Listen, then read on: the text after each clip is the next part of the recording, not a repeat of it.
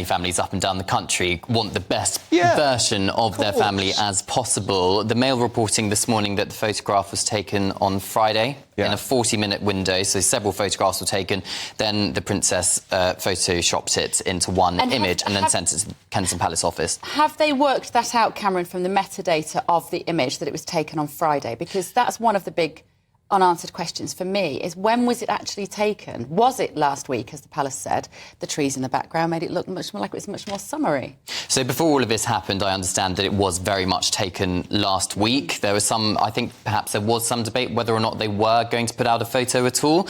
But if anything, it would have asked more questions if they didn't, because the Princess always puts out a family photograph on Mother's Day. If she didn't, I think that just would have added to the speculation. So the photograph itself, of course, was meant to quash the speculation, and it's done the opposite effect. But you look at the GB News viewers' inbox this morning, and a vast majority of our viewers are saying we need to leave the Princess alone and cut her some slack. It was a very honest mistake. But the problem was when it got from Adelaide Cottage to Kensington Palace, and then there seemed to be a lack of checking when they knew the photograph was going to be heavily scrutinised, and then obviously all the agencies pulled it. And look, it's a Sunday, and so I'm just saying, perhaps, Cameron, there weren't as many staff there, or maybe it's because William and Kate are so controlling that they just said put it out immediately. The thing is, for 10 years, they've been putting out their own family photographs. So ever since Prince George was born, it was Kate's father took the first family portrait of William, Catherine and a baby Prince George and their dog at the time.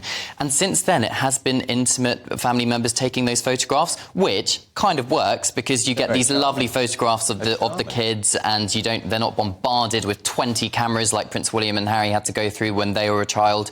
But this image, I think, perhaps might draw some kind of line here, because clearly they knew it was going to be scrutinised. As I said, the whole point was to quash this speculation, and it calls into question the wider point, which is, should William and Catherine have quite so much control of the content they put out? Now, that's not for me to answer, but there are certainly commentators today questioning whether it's appropriate for them to take their own photographs and not have an independent, trusted news photographer there. I'm not talking about a bank of 30 photographers like we saw in the 80s with Charles, Diana and William, but just one. Well, I can't see why they can't take their own photographs, and I can't see why they can't edit their own photographs. But if they do edit their own photographs, they've got to say so. Well, perhaps, but then the silence that went on, it was like some huge Watergate-style conspiracy. The kill issues put out by those reputable agencies, 10 p.m. on Sunday. The apology from the Princess of Wales dropped during our programme yesterday about, 11 o'clock, 11:30?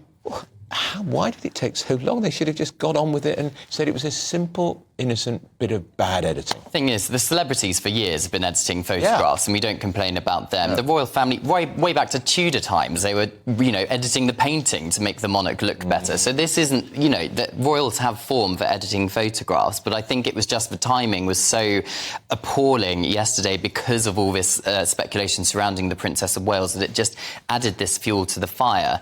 Because we have seen photoshopping points of other images that the Princess has done. So, for example, their Christmas card photograph, Prince Louis's finger was missing this year. But everyone just laughed it off and thought, it's a simple mistake, it's fine. But this time, of course, it's different.